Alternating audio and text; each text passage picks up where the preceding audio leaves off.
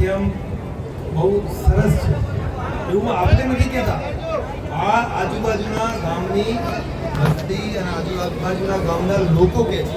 હું દિલ્હી સાંભળું છું કે આટલા પાલનપુરથી અંબાજી સુધીના વચ્ચે જે બી કેમ્પ છે એમાં જેટલી આપણી સેવા થાય છે આપણા કેમ્પમાં એવી ક્યાંય થતી નથી. આપણે બધા તન મન ધનથી, એટલું તન નથી, એટલું મન નથી, એટલું ધન નથી, ત્રણેયનો સંગમ કરી અને આ કેમ્પમાં બધા કામ કરે છે. બહુ ખંતથી કામ કરે છે.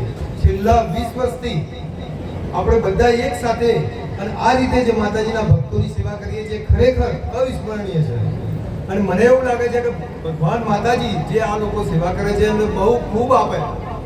અને અમુક તો આ શોભાકાકા જેવા, કાળુકાકા જેવા ઉંમરલાયક લોકો જે 10-10 દિવસ સુધી અહીંયા રહે છે, ઘર બહાર છોડીને અહીંયા રહે છે, ડૉક્ટર છે, ગણેશભાઈ છે, બધા ઘણા લોકો છે. બધા તો ઘેર શું છે, મને એમ થાય છે કે હું અહીંયા મારા ખેતરમાં ઓટો મારીને આવું, તાણા અહીંયા આવું છું. આ લોકો 10-15 દિવસથી સતત અહીંયા હાજરી.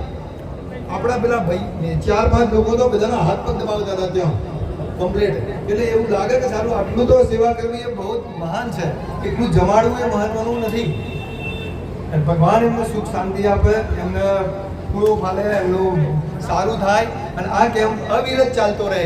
આ રીતે સેવા ચાલતી રહે. અમે પણ હાજર છીએ અને અમે તમારી સાથે છીએ. જ્યારે બી જરૂર પડશે તો જગ્યા આપશું. આનાથી વધારે જોશે તો બી આપણે આપશું. અને માતાજી દરેકનું સારું કરે.